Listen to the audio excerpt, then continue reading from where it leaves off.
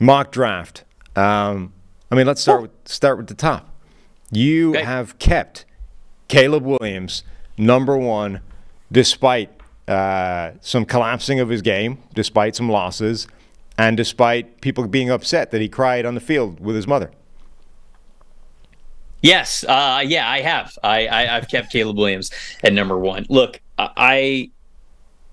he's obviously had a year this year where he has not looked like the invincible Superman that he was in previous seasons, but he struggled in the middle of the year. He had 3 games where he had 0 big time throws and 8 turnover-worthy plays in a 3-game stretch, and that was not good, objectively, not good football. But he has since played better. He's since bounced back. He has, in the last 3 games, 11 big time throws and only 3 turnover-worthy plays. And I think people they got a glimpse into what might be a reason why Caleb Williams has developed what we would identify as bad habits, holding on to the ball too long, having this Superman type of stigma about him that he has to make the biggest play every single time. Because he kind of does, right? Do you watch USC's defense this past Saturday? Caleb Williams basically understood that if I don't get points on every single drive, mostly touchdowns, but I can maybe settle for a field goal once or twice, we are losing this football game. Our defense is so horrendous that if I don't score every single time, we will not win. And that is the reality of the situation that he's in. Are the holding on to the ball habits still bad? Yes, it's something that he has to figure out. Last 2 years, he has held onto the ball, and I said this on this very show.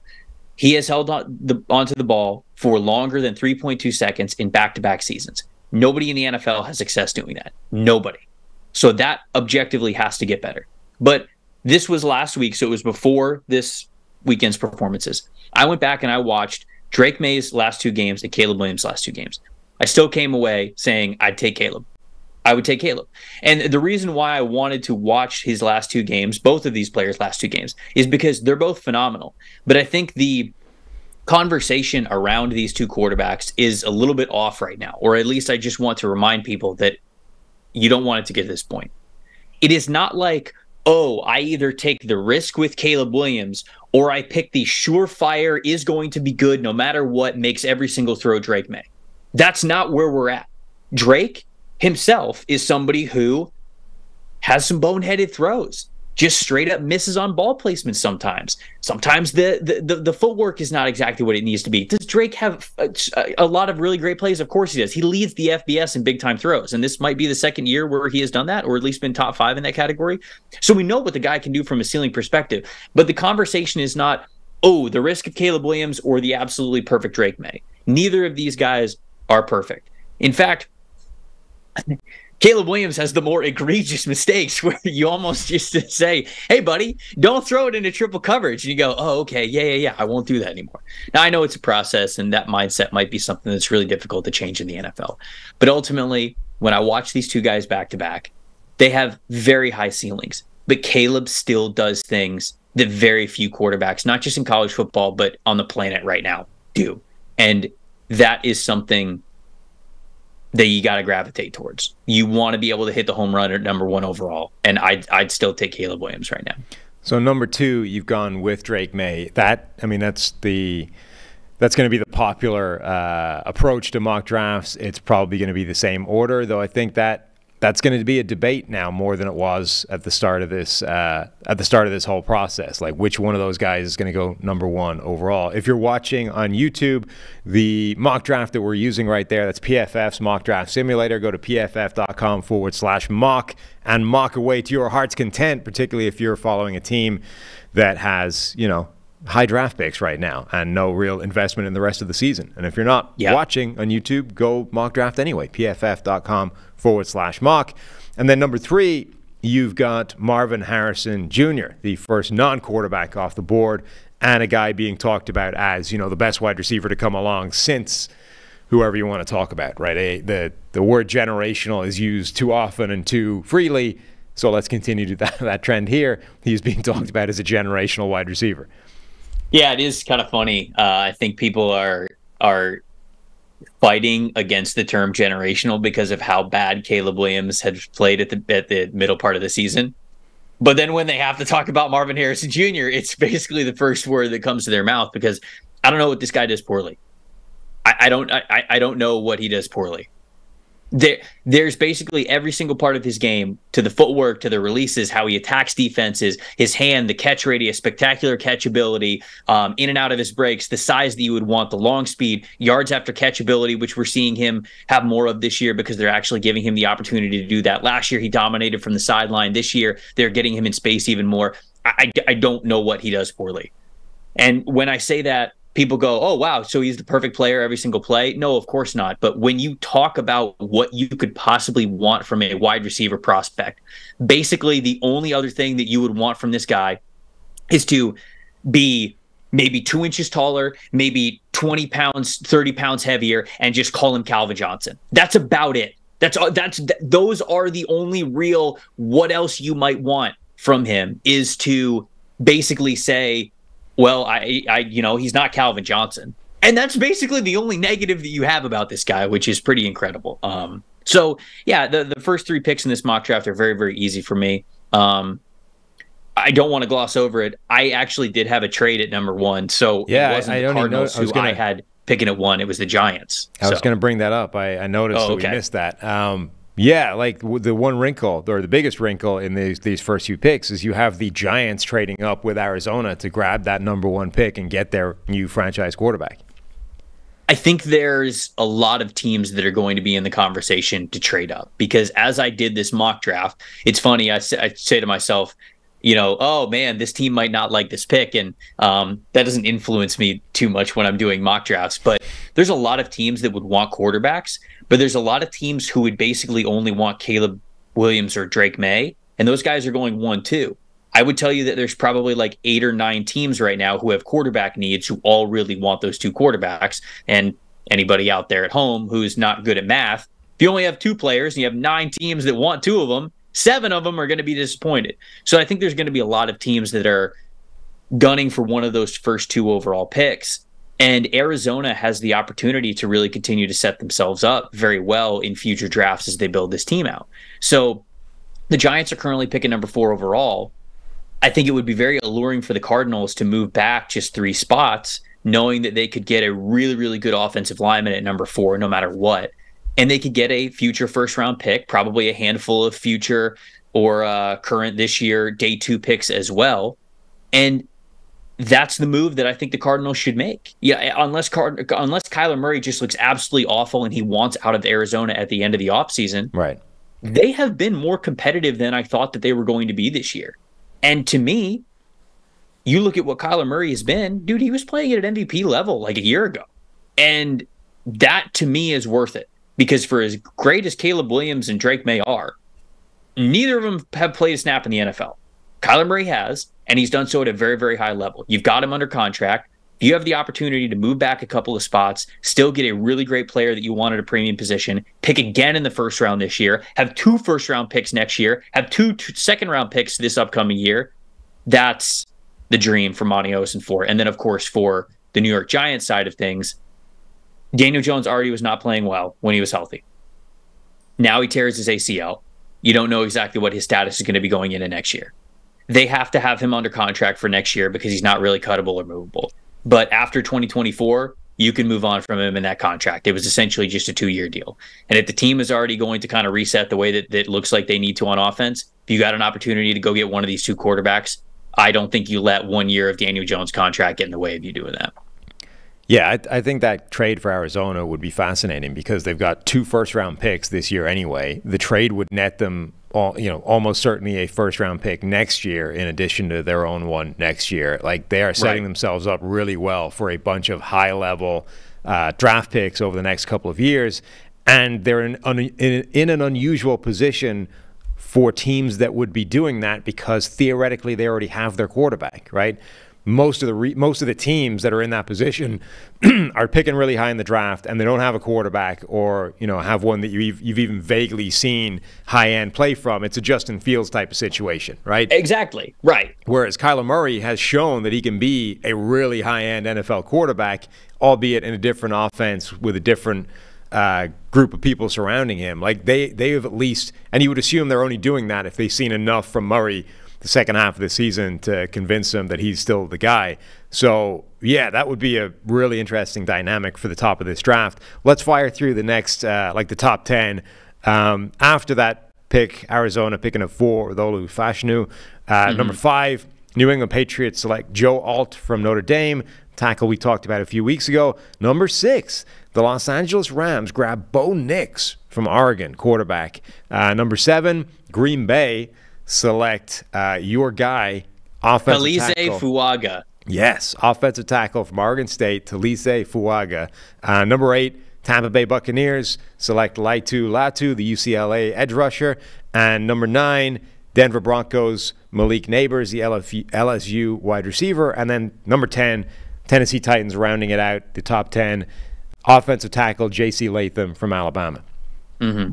Yeah, the one I think that I had the most hesitation with was the Denver Broncos pick, because not that I don't think that they could use Malik Neighbors. I love Malik Neighbors a lot. He's a top 10 player on my board. I think that he would immediately be wide receiver 1 for Denver, and he would be a great asset for them. I don't know if Sean Payton would do it. Like, you go back through his drafting history when he was with the New Orleans Saints, and they just really didn't draft wide receivers very high, especially that high. I mean, his draft history tells you it's either going to be a trench player, or a corner. He's kind of made that exception for a couple of times. When they picked wide receiver in the first round, a lot of times it's been back end of the first round players. So that's when that kind of conversation comes into play. So I think about edge rusher for them. Probably, I think Peyton would lean that way a little bit, but Neighbors impacts this offense so much. So I ended up going with Neighbors. There's a lot of other teams that I mentioned that would want quarterbacks that if they don't get Drake May or Caleb Williams, you have to start to realistically think about other options. New England is one of those teams. Green Bay is one of those teams. And Tampa is also one of those teams as well. So with those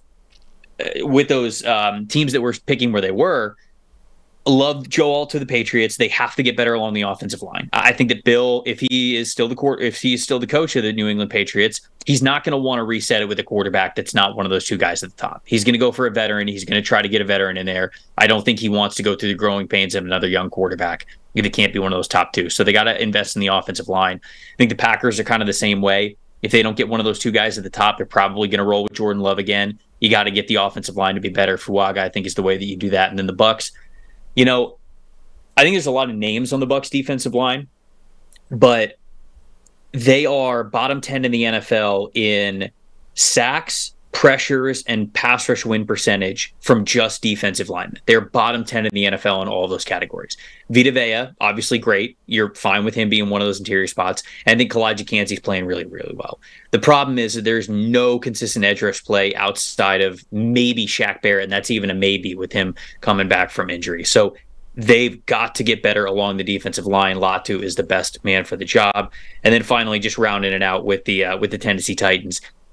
We all saw it on Thursday Night Football last week. The offensive line just has to get better. Even when it's fully healthy, the talent is not there for them. Latham's a massive 6'6", 360-pound offensive lineman, absolute people mover in the run game, moves way better, more fluidly, more smoothly than you would think for a player of his size. He'd be an immediate starter at either right or left tackle. Plays right tackle for Alabama right now, so he could step into that spot right away. But either way, he'd be an immediate starter for a Titans offensive line that really needs it. Oh, and then Nix, I just love because Stafford, we've already heard retirement rumors. He's been beat up over the last 2 years. And because I think Bo Nix would be sick with Sean McVay as his head coach and Cooper Kupp and Puka Nacua to throw to. So, that one's maybe a little bit of a selfish one because I love the landing spot. But, yeah, that's the explanation for those. Yeah, I want to focus a little bit on where the other quarterbacks in this first round go. Obviously, Bo Nix, you just did there. Number 12, you got Michael Penix Jr., the Washington quarterback, going to the Atlanta Falcons. That sounds fun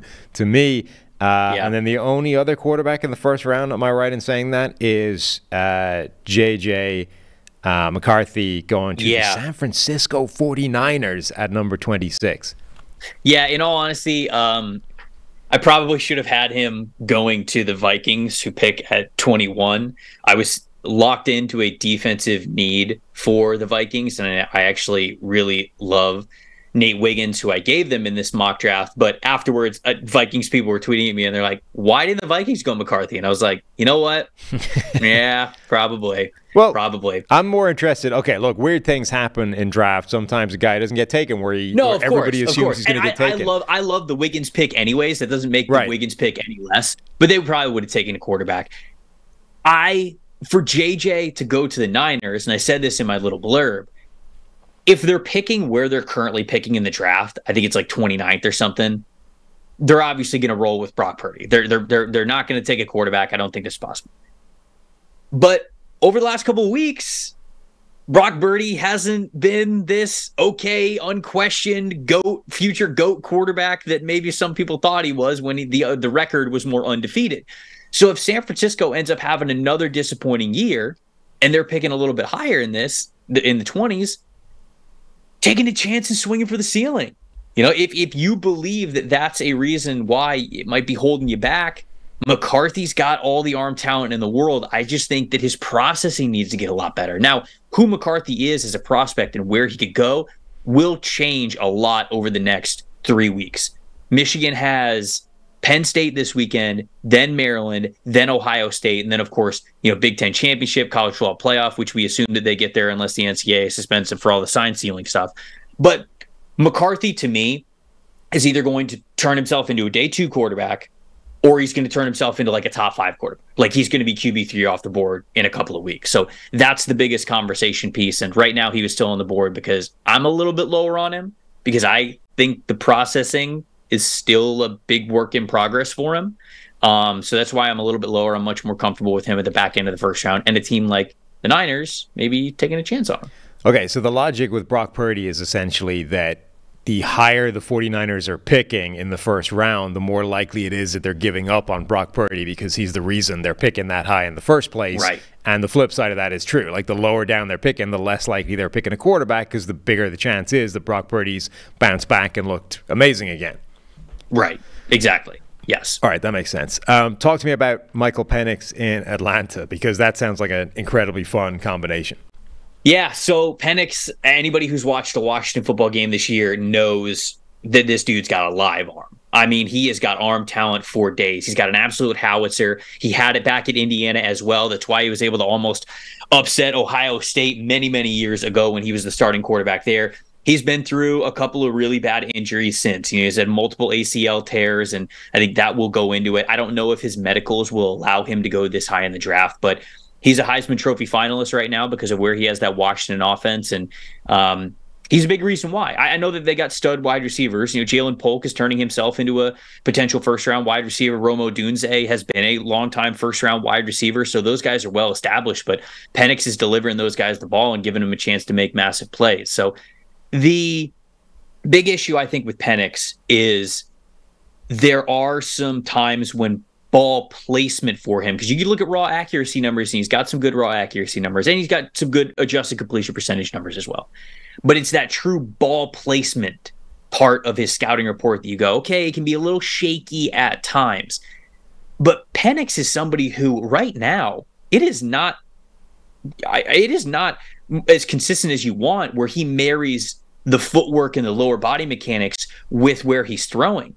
And I think people point to that and they say, okay, this is kind of a detractor of why you maybe wouldn't love him as a prospect. But to me, I think, wow, you already see a guy with great arm talent, certainly can really zip it in there with tons of velocity on throws, can hit those distance plays. The ball placement has been elite at times, especially when he's throwing that fastball, like you and I have talked before on this show. When he's got to incorporate the touch, that's where we get in trouble a little bit. But if you get him with a great quarterback coach when he gets in the NFL, and you really start to fuse that footwork with those upper body mechanics, to me, that tells you that there's more left in the tank to believe his ball placement will get better. And so if that is the case, we are talking about a quarterback, in my opinion, who is worthy of the first round because of the ability that he brings to stretch the defense at all times. And I think that you getting him in an offense with Drake London and with Kyle Pitts and with Bijan Robinson out of the backfield, and I'm sure they'll add other wide receiver talent as well, that is a pretty potent offense that I'd be a fan to watch of with Michael Penix back there.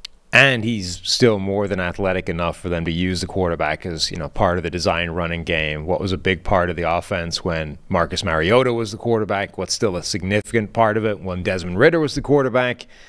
Who knows what it'll be with Taylor Heineke? But keeping just that element of just enough athleticism for the quarterback to still be a part of the design running game for Atlanta, I think is an important element for them.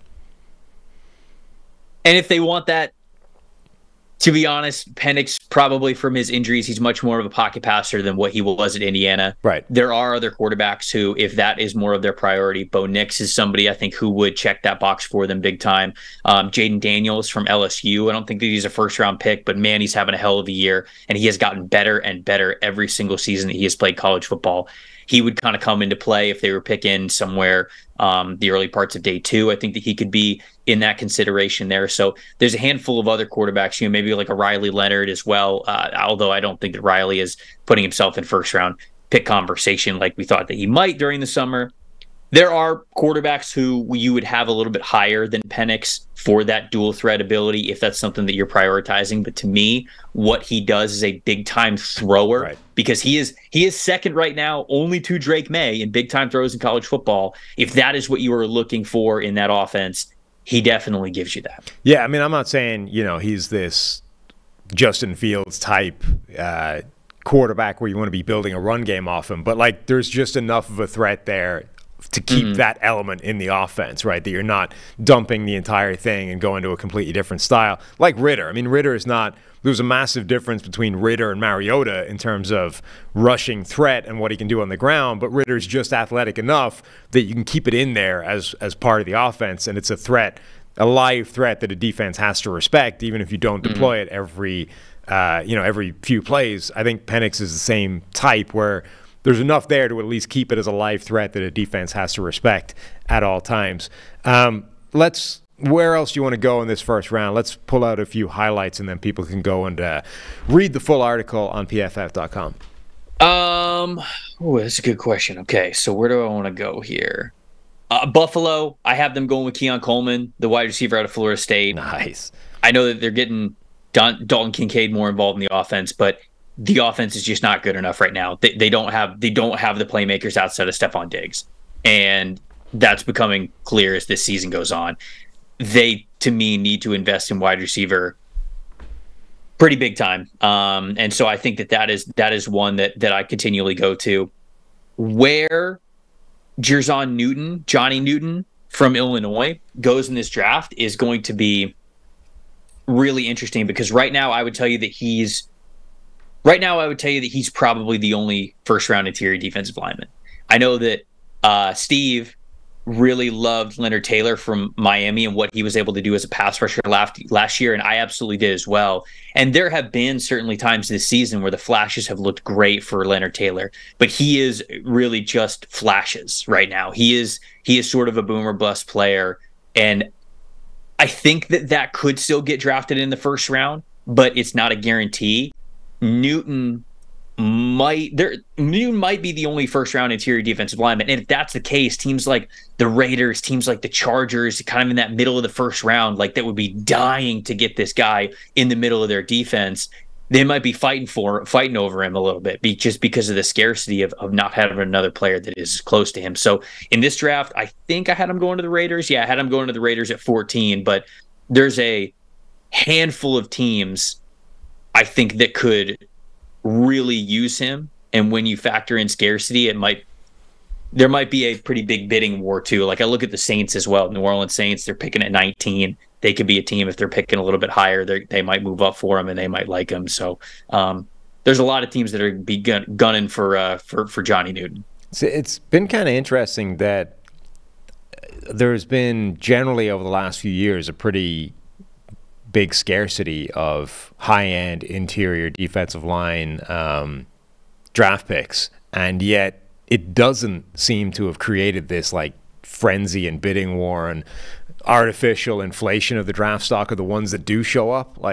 Teams seem to, for some reason, be relatively comfortable with this is just a bad year for defensive tackles, so we're not going to draft them high.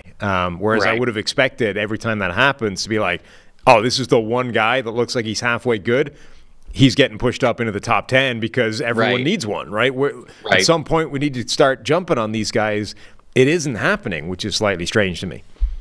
Yeah, I think it'll happen this year with Newton, though. I think the teams are gonna really like him. Another thing that I will point out is I ended this mock draft with 5 straight wide receivers. I gave the Baltimore Ravens A.D. Mitchell because Odell Beckham Jr. is on a 1-year deal. Rashad Bateman is not having the breakout performance that a lot of people hope that he would. And when you look at the rest of that receiving room, it's kind of like, all right, who do you have to build on moving forward? Basically, Zay Flowers and then Mark Andrews, their tight end. So I think that wide receiver could firmly be in the mix for them at 30. I think A.D. Mitchell as a bigger, taller red zone threat type of a player makes a lot of sense. Kansas City Chiefs, I got to take a Jalen Polk from Washington. He's one of those guys who's on the end of a lot of great Michael Penix passes. Now, one of the best contested catch players in the game. What number is Jalen Polk? So one wide receiver stood out to me while watching Michael Penix Jr. tape, and I have no idea who it is, but I know his number. So he is number 2. Yes, that's my guy. That's the receiver you want from Washington. Yep. No, okay. Whoa. Hold on. Rome is still very good, but Polk is playing his way into being a first-round pick for sure, and I have him as a first-round pick here in this mock. Mm-hmm. So I think that he's been nuts this year, and he deserves his recognition. So him getting to play with Patrick Mahomes, that would be pretty great. Eagles, I have them taking Emeka Egbuka because right now, yes, of course, like A.J. Brown and Devontae Smith are fantastic, but you can leave those two guys on the outside and you can put Emeka Egbuka in the slot, and all of a sudden, to me, like that's probably the best wide receiver trio in the NFL. So keep your foot on the gas, make it strength to strength even stronger. Second round, I have them opening up with the Carolina Panthers, getting Xavier Worthy as one of the fastest players in this class. You get that speed at this receiver position that they so desperately need for separation. And then speaking of speed, Cleveland Browns at 54, they move on from Donovan Peoples-Jones. They replace him with Brian Thomas, who is, along with Malik Neighbors, having a really, really productive year in that LSU offense as a deep threat kind of a guy. So ended this one with 5 straight wide receivers, and it kind of speaks to the wide receiver class of how talented this is and how much I want to talk about these guys and how many future NFL difference makers I really do see in this receiver class. Look, I don't know what your quote-unquote process is over there, Trev, but I've seen a couple of games of Michael Penix, and Polk was the receiver that stood out. Therefore, he's going to be the best wide receiver in the NFL. I feel no reason why that won't be perfect logic. Yeah, no, it's pretty solid. I don't think you need to watch anything else. Yeah, really. I'm done. I mean, like that's like your draft take for the year. Like radio shows will call you and have you on. They'll be like, "What do you think about this pass rush class?" You'll be like, "Yeah, it's fine." Have you seen Polk from Washington? Right. Let me bring this around to Polk for a minute. Right? I don't really care what you've asked me. We're gonna take the answer over here. It's like a politician, right? It doesn't matter what the question is. The answer is going to be about this talking point that I have pre-prepared.